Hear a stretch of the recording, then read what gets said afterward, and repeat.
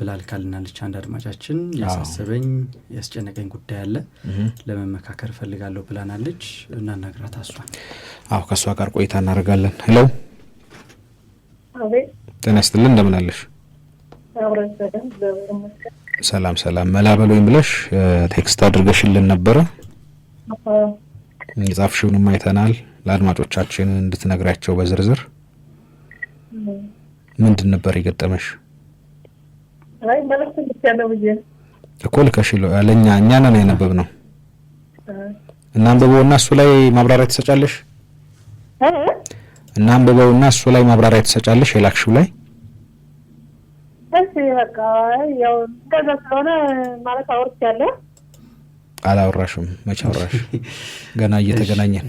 ደህና ነሽ አይደል እናት? ነበረኝ እንትን ጓደኛ ብያለሁ።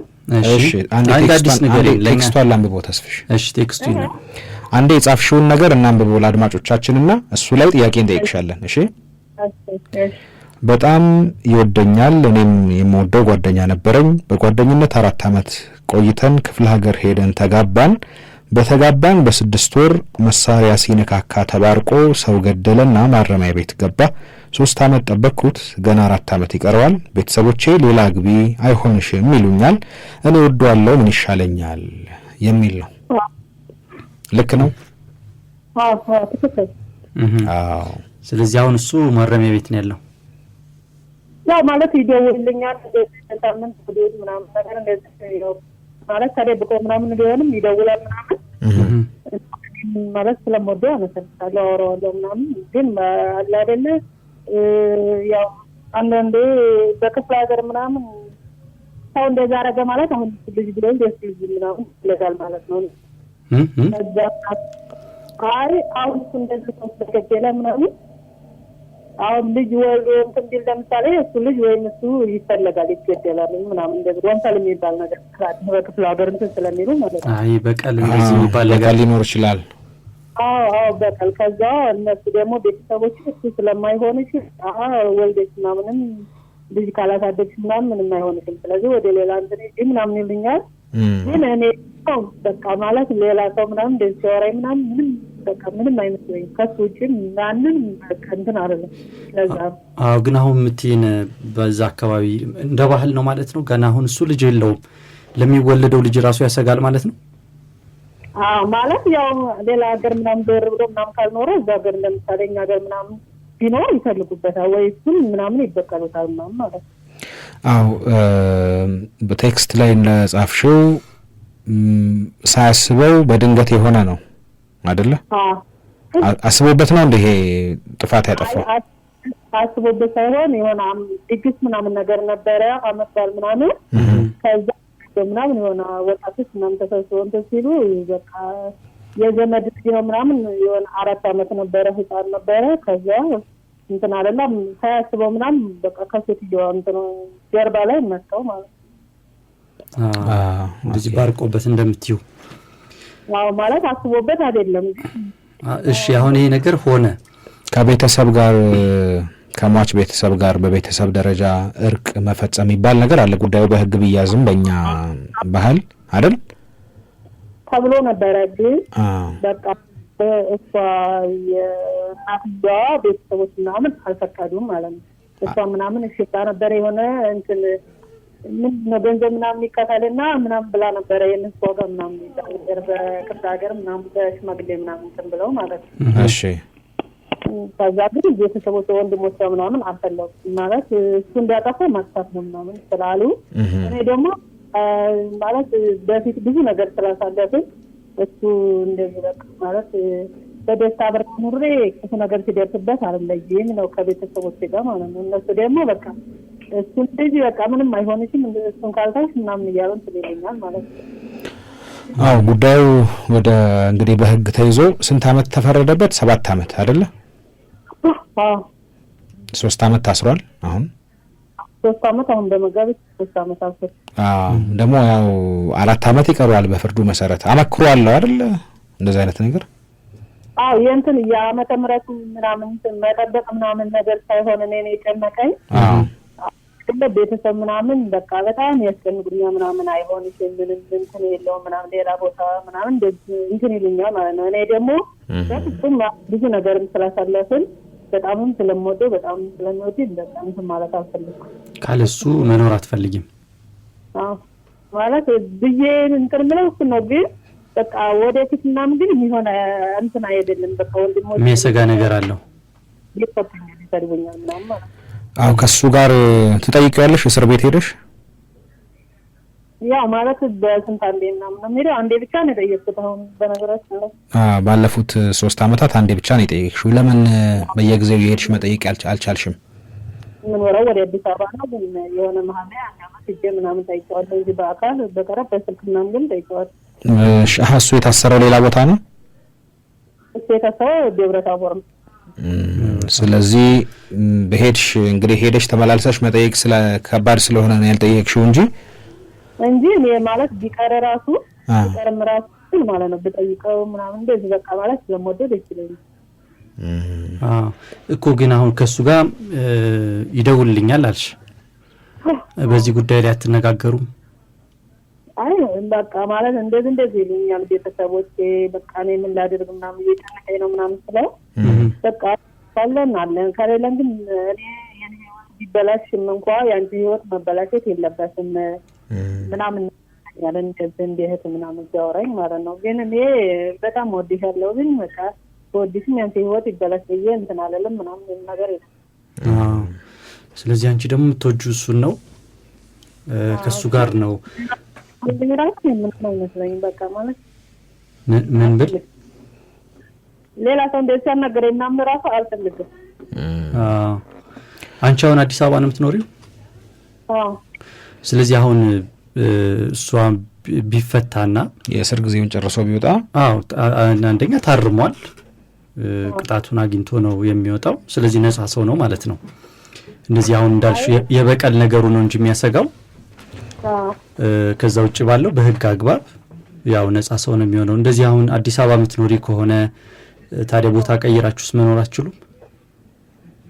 አይ አሁን እንደው እንደ ሀሳቤ ምናምን ቢወጣ ምናምን ማለት ነው ተማረሚያ ቤት ቢወጣ በቃ እንዴትና እንደወንድ ምናምን በፍቅር እንትን ብሎ ወይስ በቃ ማለት እሱ ታስሮ እኔ እንትን ማለት ነው እንጂ ያልፈለኩት ማግባት ነው እንጂ ያልፈለኩት ሌላ ጓደኛ ቢይዝ እኔ ደግሞ ሌላ ጓደኛ መያዝ እችላለሁ። ግን እሱ ታስሮ እኔ ግን ማግባት ነው ጓደኛ እንጂ አሁን ታስሮ ቢወጣም የትዳር አጋርሽ አይሆንም? ያው ክፍለ ሀገር በጣም እንትን አለ። ስለዚህ በወልድም እንኳን ልጄ ነው ስል እና ስለበት ማሳየት አስልም እዛ ይበቃሉ። ስለዚህ አንቺ በስነ ልቦና ደረጃ ራስሽን እያዘጋጀሽ ነው ማለት ነው አይደለ? አዎ። ግን ወደ የትኛው እንደምሆን ግን አላውቅም። አሁን እኮ ያልሽን ነው መጀመሪያ ቴክስት ያደረግሽውና አሁን እንደው ዝም ብለሽ ነገሩን ስታስቢው የቤተሰቦችም ጉዳይ አለ፣ ወደፊት ህይወታችን እንዴት ይቀጥላል ብለሽ ስታስቢ ሌሎች አማራጮች አሁን ተስፍሽ የሚያነሳልሽ እንደ አማራጭ መታየት ይችላል። ለምሳሌ ማለት ነው አሁን እሱ ያለበት ቦታ እስሩን ጨርሶ ታርሞ ቢወጣ ተጸጽቶ ቢወጣ እና ሌላ ቦታ ሄዳችሁ ብትኖሩ እንደዚህ አይነት ችግር እንዳይገጥማችሁ ማለት ነው። እሱም በቃ ምንም ያለው አማራጭ እሱ ስለሆነ ማለት ነው ሌላ ሀገር ሌላ ቦታ ሄዳችሁ መኖር ብትችሉ እና አንድ አማራጭ መታየት ይችላልና ያንን ግምት ውስጥ ማስገባት አልቻልሽም ወይ? አይ አንዳንዴ ታስበው ምናምን እዛ ማለት እሱ ታስቦላ አይደለ ማረሚያ ቤት ግን ቤተሰቦቹ እዛ ምናምን በቃ እንትና እያሉ አይደለም ማለት አሁንም እሱ ባመጣው ጣጣና እሱ በጀመረው እንትን አሁንም ከወደዛም ምናምን እንትን ይላል እየተቀደሉ ምናምን ነውና እንትን የደበረኝ ማለት ነው። አሁን ችግሩ ቀጥሏል። አሁን እሱ ከታሰረም በኋላ በቤተሰብ ደረጃ እንትን ከታሰረ በኋላም ችግሩ ስለቀጠለ ነው። እኔ የሆነው ወደ ሁለት የሆነ እንጂ በአንድ ምናምን ቀርቶ ቢሆን በፊት ማለት ነው። ደግሞ ልጅም ቢወለድ ደግሞ ወደፊት ልጁንም ወደዛ አካባቢ ይዞ መሄድ አይቻልም ማለት ነው። አዎ በቃ ማለት በዚህ አይነት አይቻልም። ምክንያቱም እዛ ራሱ ቤተሰቦቹ እህቶቹ ወንድሞች ምናምን ይሄ ያቦቱ ምናምን እየተፈላለጉ ምናምን የሆነ ጎንደር ነውና ትንሽ ችግር አለ። በቃ እንደ ባህል እንትን ስለሚሉ ግን በቃ አሁን የእርቅ ሂደቱ አይሳካም፣ ተሞክሮ አልተሳካም። አይመስለኝ ማለት በሁለት የሶስት ምናምን በሽማግሌ ምናምን አወሩ ጀመሩት ምናምን ግን ማማልሰሩም። አዎ ለማንኛውም እንግዲህ አንቺም ያሰብሽው ነገር አለ። በእርግጥ ሙሉ በሙሉ የወሰንሽበት ጉዳይ ነው ማለት አይቻልም። ምክንያቱም ቴክስትም ስላደረግሽ ማለት ነው። ለሱ ስሜት እንዳለሽ ይገልጻል። አንደኛው በጽሁፍ የነገርሽን በጽሁፍ ከዛ በተጨማሪ ደግሞ አሁን እስሩን ጨርሶ እንኳን ቢፈታ እንደ እህትና እንደ ወንድም ምክንያቱም አሁን ሌላ ህይወት ለመጀመር እንኳን ማለት የሆነ ውስጡ አለ ቢፈታም ከሱ ጋር የመሆን ነገር በጣም የቀነሰ ነው ባንቺ በኩል በቤተሰብም ጫና አሁንም በቃ ማለት እንትን እየተበቃቀሉ ምናምን ስለሆነ ጥሩ ስላልሆኑ አሁን ዛራቱ ያከታጉል ልጅ እንትን እየተባሉ ስለሆነ ገብቶኛል። በቤተሰብ ጫና አካባቢ ላይ ባለው ነገር ወደፊት ምን ሊገጥመኝ ይችላል ብለሽ አስበሽ የወደፊቱን ምን ገምተሽ ያለፈውንም ነገር አይተሽ ቢፈታ እንኳን ህይወት ያስቸጋሪ ነው ወደፊት ልጅ ብንወልድ በእንደዚህ አይነት ሁኔታ መቀጠል አንችልም ብለሽ የሆነ ውስጥሽ እየነገረሽ ያለ እየወሰንሽ ያለሽው ነገር አለ። በሌላ በኩል ደግሞ ለሷ ያለሽ ስሜት አለ። በእነዚህ ውስጥ ያለሽ ይመስለኛል እኔ እና ያም ቢሆን እኮ ግን ወስናለች። አዎ አይ ቢወጣ በእህትና በወንድምነት ለመቀጠል ውስጥ ትልቅ ግን ለሱ ደግሞ ስሜት አላት። አንደኛው የከበዳት ነገር እሱ በእስር ላይ ሆኖ ወደ እንደዚህ አይነት የፍቅር ግንኙነት ለመግባት ነው። አዎ በእስር ላይ ሆኖ አይደል? አዎ እንደዛ ነው አይደል ስሜትሽ? በእስር ላይ ሆኖ ሌላ የፍቅር ግንኙነት መግባቱ ነው ላንቺ የከበደሽ እንጂ ከስር ከወጣ በኋላ አብሮ የመቀጠሉ ነገር ፍላጎት የለሽም።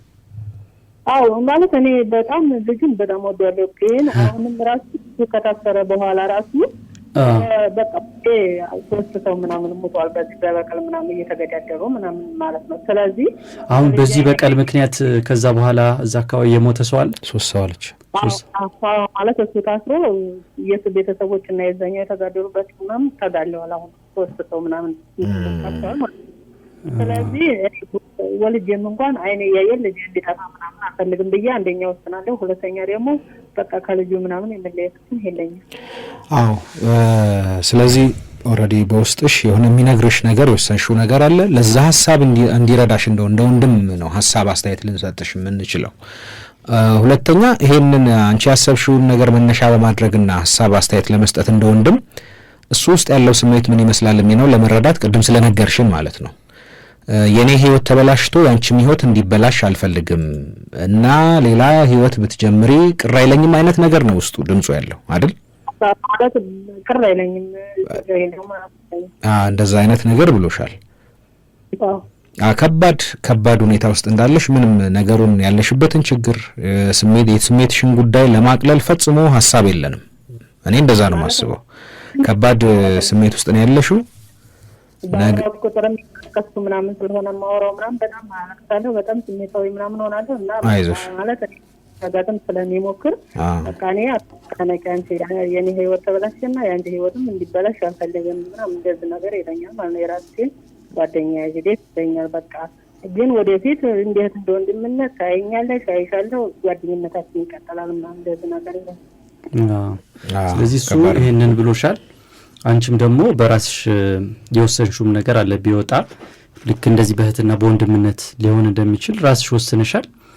እኔ የሚታየኝ ነገር እንደው መጠየቅ ብትቺ በአካል ሄደሽ ያለበት ቦታ ጠይቀሽ እዛ በግልጽ ሁሉን ነገር መነጋገር ብትችሉ ውሳኔሽንም በቃ አብራችሁ መቀጠል እንደማትችሉ የሚያሳምኑ ነገሮችም ስላሉ በግልጽ ነግረሹ እንደዛ ማብቃት አይቻልም ከሱ ጋር? ችግር የለም ማለት ማየት ይቻላል። ችግር የለም ማየት ይችላል እኮ ሄደሽ ምናልባት በስልክ ማውራቱም ብዙ ላታወሩ ትችላላችሁ። በአካል ሄደሽ ግን በቃ ያላችሁ ወደፊት ሲወጣም በእህትና በወንድምነት እንደሚሆን ሁለታችሁም ስለወሰናችሁ ማለት ነው። አንቺ ግን ወደ ሌላ ህይወት ራስሽን ለማዘጋጀት ዝግጁ እንደሆንሽ በግልጽ ብትነግሪውና አንደኛ የሚጠይቅሽን ነገር ነጻ ትሆኛለሽ። በግልጽ ነግረሹ ከሊናዳ ነጻ ትሆኛለሽ። ለሱ በግልጽ በአካል ነግረሹ እሱም ይረዳሻል። ያለሽበትን ሁኔታ ጭንቀትሽን ይረዳሻል። ግን አንዳንዴ ምናምን እንደምታወራው ምናምን ነገር በቃ ታይተን ሳይበቃ ትንሽ ጊዜ ምናምን ይለኛል ማለት ደግሞ አንዳንዴ በቃ ምንም ችግር የለውም በቃ ሰደሳለሁ ያንቺ ህይወት መበላሸት የለበትም እንደዚህ ምናምን ይለኛል። ግን ሄጄ መንገር እችላለሁ፣ በስልክም ስለሚደውልልኝ ምናምን ማውራት እችላለሁ። ግን የሆነ መቁረጥ አለብሽ፣ የሆነ መወሰን ያለብሽ ነገር አለ። በሁለት ሀሳብ መሀል መሆን የለብሽም በሂደት ማለት ነው። አሁን ሊያስሻማ ይችላል፣ ግን በሁለት ሀሳብ ውስጥ ሆነሽ መቀጠል አትችይም። በአንድ ጉዳይ መወሰን አለብሽ። እሱ ነው እኮ ችግር። አሁን እኔ ለምሳሌ አንደኛ ሴት ልጅ ነኝ፣ ወደ 33 ዓመት ሆኖኛል እና ቤተሰብ ምናምን በቃ ከዚህ በኋላ ደግሞ 4 ዓመት ምናምን ቆይተሽ መውለድ ይራስባችና እንደዚህ ብዙ ነገር እያሉ ያስጨንቁኛል። ስለዚህ በስነ ልቦና ደረጃ ራስሽንም ስላዘጋጀሽውና ስላሳመንሽው አንደኛ ልታረግ የሚገባው እንደ ወንድም እኔ የምመክርሽ የባለሙያ እገዛ ያስፈልግሻል። እሱ እናገናኝሻለን ባለሙያ። ነገር ግን እንደ ወንድም እኔ ሐሳብ የምሰጥሽ ተስፍሽም እንዳለው ነው። አንደኛ ግን በተወሰነ መልኩ ያንቺና የሱ ግንኙነት በእህትነትና በወንድምነትም ከዚህ በኋላ ሊቀጥል አይገባም ወደ ሌላ ህይወት የምትገቢ ከሆነ። ምክንያቱም ውስጥሽ ስሜት ከባድ ነው ማለት የተለያያችሁት በቃ ከእናንተ አቅም በላይ በሆነ ምክንያት ነው። አንቺ ልትፈቺ ባልቻልሽው ችግር፣ እሱም ሊያስቀር ባልቻለው ችግር ምክንያት ነው እየተለያያችሁ ያላችሁት እና ይሄ ሁሉ ችግር አልፎ ደግሞ ነገ ሌላ ህይወት መስርተሽ ጀምረሽ ከሱ ጋር እንደ እህትና እንደ ወንድም ሆኖ መቀጠል በጣም ፈተናው ብዙ ነው። መገመት ይቻላል። ይሄንን ማለፍ አይጠበቅብሽም በዛ ፈተና ውስጥ። ስለዚህ በተቻለ መጠን እንደዚህ አይነት አሁን ከቤተሰብም ያለ ጫና አለ፣ ወደፊትም ስታየው በጣም መጥፎ አስቸጋሪ ነገር አለ፣ ያልተፈታ ችግር። ያ ችግር ከተፈጠረ በኋላ የሶስት ሰዎችን ህይወት ያጠፋ ችግር ነው። ስጋትሽ ተገቢ ነው ካነሳሽው ነጥብ አንጻር። ስለዚህ ቢቻል በቃ ማድረግ ያለብሽ በአካል ሄደሽ ነግረሽው እሱም ይረዳሻል፣ ተረድቶሻል በተወሰነ መልኩ። ስሜትን ፍቅርም ስላለው እኮ ነው መሀል ላይ የሚወላውለው እንጂ በቃ ይረዳሻል እና በአካል አስረድተሽው በቃ መሆንና መቀጠል እንደሌለበት፣ ምክንያቱም ውስጥሽ ስላመነ ማለት ነው። ይሄንን የቤተሰብም ጫና ሌላም ነገር ለኛም ከባድ ነው ይሄን ነገር ለመምከር። ግን አስረድተሽው ለሱ በቃ መቀጠል የለበትም በዚህ ሁኔታ ብለሽ ከሱ ጋር ያለሽን ነገር ጨርሽ። የእህትና የወንድምነቱን ጉዳይ ሊያነሳልሽ ይችላል፣ ችግር የለውም። ከዛ በኋላ ግን ባንቺ በኩል መቁረጥ አለብሽ። ይሄ ግንኙነት በእህትና በወንድምነት ሊቀጥል አይገባም፣ መቀጠልም የለበትም። ምክንያቱም ሌላ ህይወት ልትጀምሪ ነው። ሌላ ህይወት ስትጀምሪ ወደሽ ነው ማድረግ ያለብሽ፣ ፈቅደሽ አፍቅረሽ ነው መሆን ያለበት። ስለዚህ ራስሽንም ለማዘጋጀት የሚጠቅምሽ ከዛ ጋር ያለውን ግንኙነት መቋጨትና መግደል ነው ብዬ ነው የማስበው። ስለዚህ ለራስሽ ጊዜ ስጭሽ፣ በደንብ ጊዜ ሰጥተሽ አስቢበት። በጣም ሁለት ነገሮች ላይ እየተወጠርሽ ስለሆነ ወደ አንዱ ውሳኔ መምጣት ግዴታ ነው የሚሆንብሽ። ከዛ ውጭ ግን እኛ ባለሙያዎች እናገናኝሻለን። ከነሱ ጋር ደግሞ በቅርበት ተቀራርበሽ እንድታወሪ እድሎች እናመቻችልሽ። አይመስልሽም? እሺ፣ መልካም ጊዜ ይሁንልሽ። አይዞሽ፣ ያልፋል። እሺ እሺ እሺ እሺ እሺ እሺ